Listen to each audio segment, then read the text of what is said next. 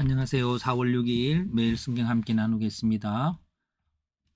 한 문장 요약입니다. 예수님께서 나귀를 쓰시려고 하실 때에 주인은 그 나귀를 제자들에게 내어 주었습니다. 라고 했습니다. 예수님께서 맞은편 마을에서 아무도 타보지 않은 나귀를 가져오라고 했습니다. 어떻게 가져오냐면은 제자 둘을 보내서 어찌 푸느냐 하는 사람이 있으면 주가 쓰시겠다고 하라고 했습니다. 그래서 두 제자 나귀를 끌고 왔는데 어떻게 해요? 주의 말씀대로 이루어졌었습니다. 예. 주가 쓰시겠다고 하고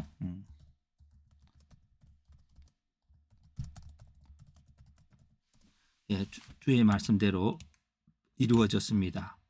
주가 쓰시겠다는 말을 한 후에 사람들은 마귀 타고 오시는 예수님께 외칩니다.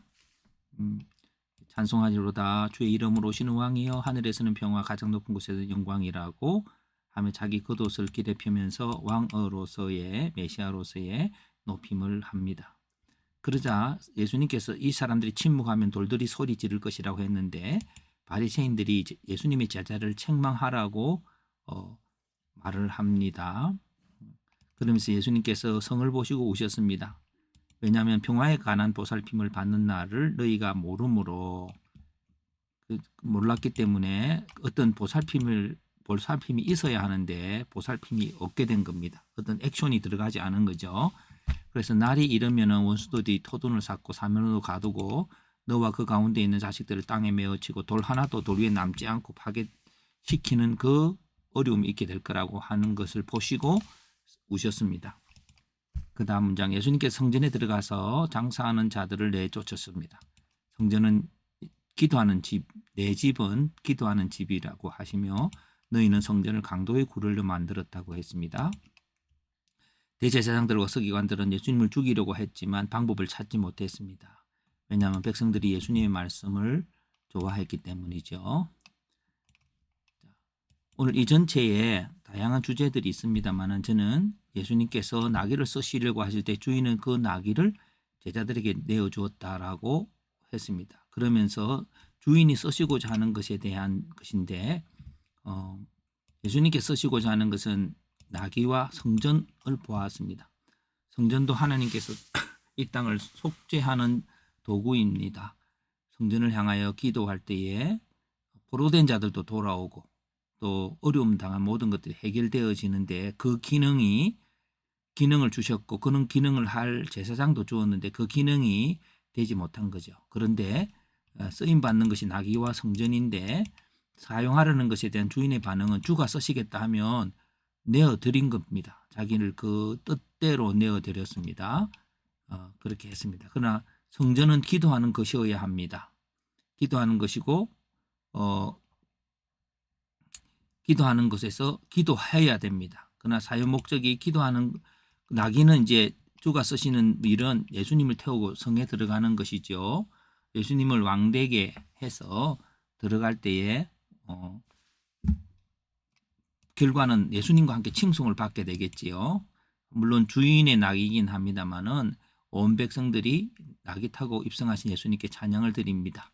하나님의 뜻의 일부분이 이루어지는 것이고 사람들은 그렇게 예수님이 오셔서 우리의 왕이 되셔서 평화가 있게 되는 일들이 일어납니다. 그런데 성전은 어떠할까요?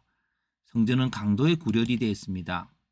성전의 주인은 대제사장이겠지요. 그런데 예수님께서 내 성전이라 하시며 이렇게 예수님의 성전임에도 불구하고 대제사장들은 그들은 강탈한 것을 모으고 강도의 굴혈이라는 것이 이제 종교적 예식으로 본질적인 죄를 가리우는 역할을 하지요. 피난처가 되는 것이기도 합니다. 그들이 죄가 있을 때 형식적인 종교로 본질적 죄를 가리고 또한 강탈하고 그렇게 해서 그런 성전의 기능을 하지 못하기 때문에 성전에서 속죄가 이루어지지 않고 거룩함이 이렇게 생겨나지 않을 때에 결국은 그 열방을 위해서 기도하여야 할 성전의 기능을 못할 때 열방이 그들에게 쳐들어와서 그들을 종으로 삼고 죽이는 일이 있게 되고 성전이 파괴되는 일이 일어나는 거죠. 사람들은 그들은 정말 예수님께 자기 겉옷을 펴면서 찬송하는 역할로서의 일을 합니다. 그래서 쓰임 받는 자들에 대한 예수님의 반응은 특별히 성을 보고 우셨습니다. 평화에 관한 보살핌을 받는 날을 너희가 모르므로. 그리고 그런 일을 하나님의 목적대로 행하지 못하고 있을 때에 돌들이라도 하나님께, 돌은 하나님의 창조물이죠. 하나님께 영광 돌릴 거라는 것이죠. 그래서 백성들도 찬송하고 하는데 여기서 또 나귀의 주인도 말씀이 임할 때에 자신을 내어드려서 그 어떤 하나님의 일에 쓰실 수 있도록 하는데 성전의 기능이, 오늘 저는 본문에 성전의 기능이 온전하게 적용되지 못하는 슬픈 일들로 세상을 복되게 하는 것이 아니라 악하게 된 세상이 더 강해져서 이스라엘을 죽이는 것에 이르는 걸 보면서 성을 보고 우시시는 예수님을 보게 됩니다.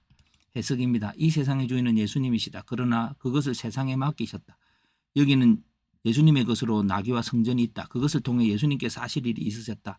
나귀는 예수님께서 예루살렘에 입성하실 때 왕으로서 타고 가실 것이다. 그래서 제자들에게 가서 나귀를 맡겨놓은 주인에게 주가 쓰시겠다 하라고 하여 가져오게 하였다. 그 나귀를 타고 예루살렘에 들어가실 때에 백성들은 예수님을 찬양하였다. 그러나 예수님의 집 성전은 대제사장과 서기관들이 맡고 있었는데 그들은 성전의 길은 곧 기도하는 집으로서 일을 하지 않고 그들이 빼앗은 것을 채우는 강도의 구렬이 되어 있었다. 예수님께서는 성전에서 기도하지 못하는 백성들이 당할 비참한 미래를 보고 오셨다. 성전을 평화를 가져다주는 보살핌을 받는 곳인데 그런 역할을 하지 못한 것이다. 그렇습니다. 오늘 우리들은 질문과 적용 속에서도 우리들은 하나님의 말씀을 받은 자요, 세상을 복되게 하는 자입니다.